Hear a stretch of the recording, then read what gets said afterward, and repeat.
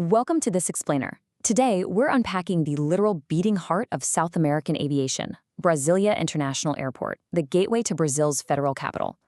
Most of us think of airports simply as a means to an end, right? A place you just have to endure before the real journey begins.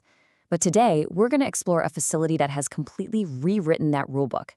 We're looking at an absolute masterclass in logistics, architecture, and geography, all perfectly working together to move millions of people across a massive continent. Okay, let's kick things off with a pretty wild paradox. Nearly 40% of the travelers passing through this massive airport never actually step foot outside of it. Just think about that number for a second. Almost half the people who land in the capital city of one of the world's largest countries have absolutely zero intention of visiting the city itself. They're there for one highly optimized reason: to get somewhere else as fast as humanly possible. That's right. Of the 14 million passengers moving through this hub every single year, which makes it Brazil's fourth busiest, by the way, millions of them are strictly using it as a high-speed transit turntable to switch planes. It acts as an absolutely essential economic engine, not just for Brazil's Central West region, but for the entire South American continent. Look, you don't hit 14 million passengers by accident. You do it by becoming an indispensable link in the global travel chain. Section 1. The Ultimate Connection Engine. To really grasp how it works, you got to look at the contrast between the coast and the capital. While a massive coastal city like Sao Paulo naturally dominates all that long-haul international traffic coming in from Europe, Asia, and North America, Brasilia plays a totally different but equally vital game. Brasilia is the undisputed master of domestic transit and strategic intercontinental jumps across the Americas. Think of it this way. If Sao Paulo is the front door to the country, Brasilia is the central hallway connecting every single room in the house. Now, what's super interesting is seeing exactly who is utilizing this hallway. It's basically an operational fortress. Airlines like LATAM and GOL both use it as a primary mega hub to bridge the entire continent. They use the central node to seamlessly connect the wealthy south and southeast regions of Brazil with the northern Amazonian and northeastern coastal states.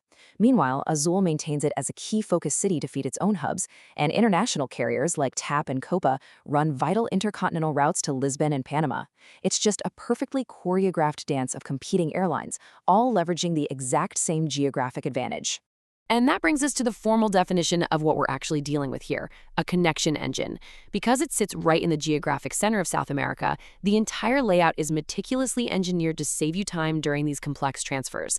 The building is fundamentally designed to reduce friction. You aren't walking for miles through totally unrelated terminals. Instead, you're being funneled through a highly optimized physical space designed to get you from flight A to flight B before your coffee even gets cold. Section 2. Modernist design takes flight.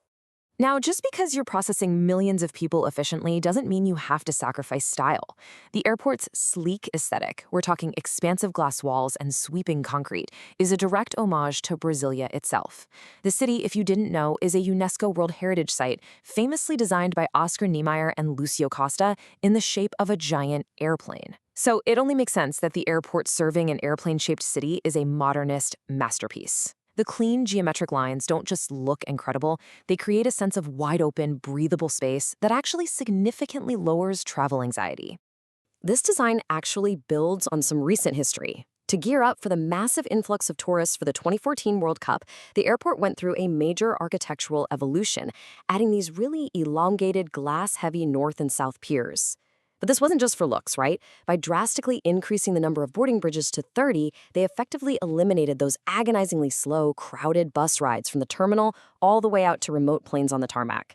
It was a huge win for both visual design and passenger efficiency. Section 3.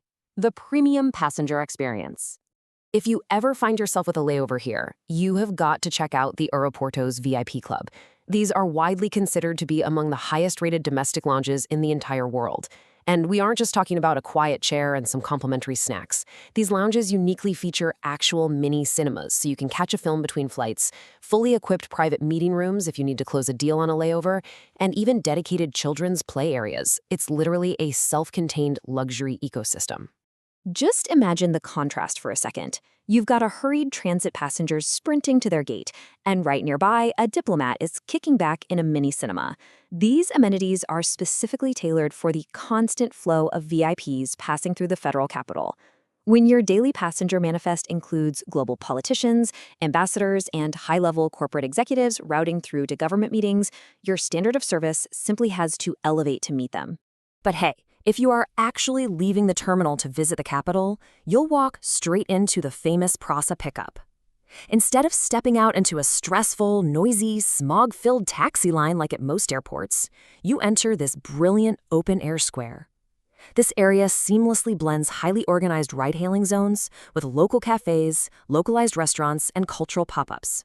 It transforms the usually chaotic ground transport experience into a vibrant lifestyle complex. Basically, it welcomes you to the culture of Brazil before you even hit the highway. And speaking of hitting the highway, 15 minutes. That's it. Because the airport is located in the administrative region of Lago Sul, just 11 kilometers from downtown. A really reliable mix of executive express buses and municipal lines guarantees a shockingly fast 15-minute commute straight onto the monumental axis of Brasilia. In the world of major international airports, a 15-minute door-to-downtown commute is practically unheard of. It is literally the ultimate convenience. Section 4. Technical power and precision. Right, so behind all those cafes and sleek glass walls, there is a heavy-duty industrial powerhouse. Privately managed by Inframerica, Brasilia Airport, or BSB, features two massive parallel runways. One's 3,300 meters and the other's 3,200 meters. What makes this special is that they are capable of fully independent, simultaneous operations. That means planes can take off and land at the exact same time without interfering with each other, which is actually a rarity in Brazil. Furthermore, the airfield is A80 ready, meaning it's fully certified to handle heavy wide-body aircraft like the Boeing 747-8 and the massive double-decker Airbus A380. And this setup brilliantly highlights the airport's unique dual role. Civilian jumbo jets literally share the runway and a highly secure perimeter with the Brazilian Air Force, known as BABR. It's a fascinating juxtaposition, really, seeing heavy commercial transit operating side by side with high-level military and government security operations. In fact, just to underline how important this tarmac really is, it serves as the historical home base for the official Brazilian presidential flight fleet. This includes the highly secure, extremely high-profile Airbus A319CJ, known as the Santos Dumont. That means as you sit looking out the window of your commercial flight, sipping your coffee, you might literally be taxiing right past the president of Brazil's personal aircraft. How cool is that? So here's the crucial point to take away from all this. We've seen the 40% transit paradox, the brilliant modernist architecture, the VIP mini-cinemas, and those dual military-civilian runways. Knowing how efficiently this architectural marvel operates, how will the beating heart of Brasilia change the way you route your next journey across South America? Will you use it to skip over the long haul? Or will you step out into the Prasa pickup and take that fast 15-minute ride into the modernist capital? The network is waiting for your move.